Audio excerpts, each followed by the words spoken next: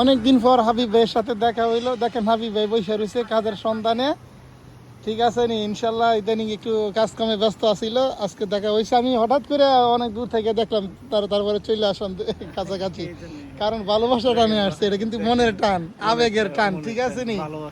হ্যাঁ, ভালো আছেন? হ্যাঁ, দর্শকরা যে সবাই কয় হাবিব ভাই, কয় হাবিব ভাই, কয় হাবিব ভাই।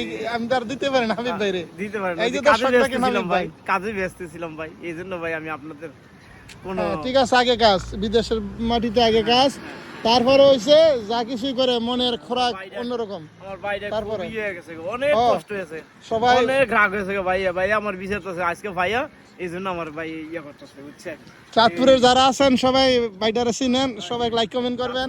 চাঁদপুরের সবাই কিন্তু আমার লাইক কমেন্ট করে, বুঝছেন, এত কষ্ট করে ভিডিও করি। আপনাদের হাবিব ভাই, প্রিয় হাবিব ভাই। হাবিব ভাই তো ভাইরাল বর্তমানে, ভাইরাল। ভাইয়ের জন্য সবাই দোয়া করেন, খুব ভালো মনের মানুষ। চাঁদপুরের মধ্যে আমি একজন মানুষ পাইছি, খুব ভালো মনের মানুষ।